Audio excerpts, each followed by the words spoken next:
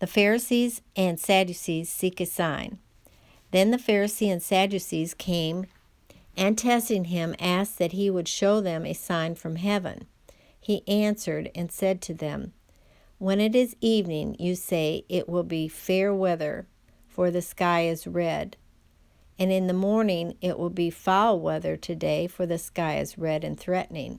Hypocrites, you know how to discern the face of the sky, but you cannot discern the signs of the times. A wicked and adulterous generation seeks after a sign, and no sign shall be given to it except the sign of the prophet Jonah." And he left them and departed. The leaven of the Pharisees and Sadducees. Now when his disciples had come to the other side, they had forgotten to take bread. Then Jesus said to them, "Take heed and beware of the leaven of the Pharisees and the Sadducees." And they reasoned among themselves, saying, "It is because we have taken no bread." But Jesus, being aware of it, said to them, "O you of little faith, why do you reason among yourselves because you have brought no bread? Do you not yet understand or remember the 5 loaves of the 5,000 and how many baskets you took up? Nor the 7 loaves of the 4,000 and how many large baskets you took up? How is it you do not understand that I did not speak to you concerning bread, but to beware of the leaven of the Pharisee and Sadducees?" Then they understood that he did not tell them to beware of the leaven of bread, but of the doctrine of the Pharisees and the Sadducees. Peter confesses Jesus as the Christ. When Jesus came into the region of Caesarea Philippi, he asked his disciples, saying, "Who do men say that I am, the Son of Man, am?" So they said, "Some say John the Baptist, some say Elijah, and others Jeremiah or one of the prophets." He said to them, "But who do you say that I am?"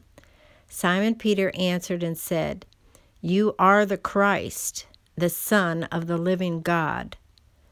Jesus answered and said to him, "Blessed are you, Simon Bar-Jonah, for flesh and blood has not revealed this to you, but my Father who is in heaven.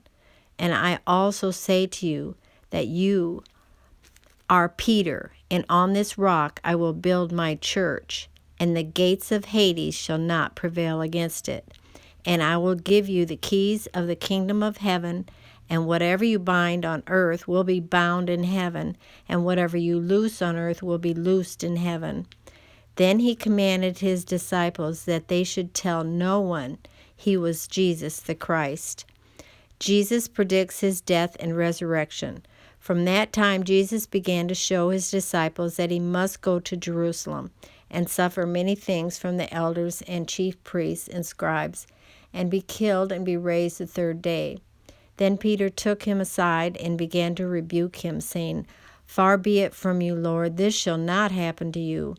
But he turned and said to Peter, "Get behind me, Satan. You are an offense to me, for you are not mindful of the things of God, but the things of men. Take up the cross and follow me." Then Jesus said to his disciples, "If anyone desires to come after me, let him deny himself and take up his cross and follow me. For whoever desires to save his life will lose it, but whoever loses his life for my sake will find it. For what profit is it to a man if he gains the whole world and loses his own soul? Or what will a man give in exchange for his soul?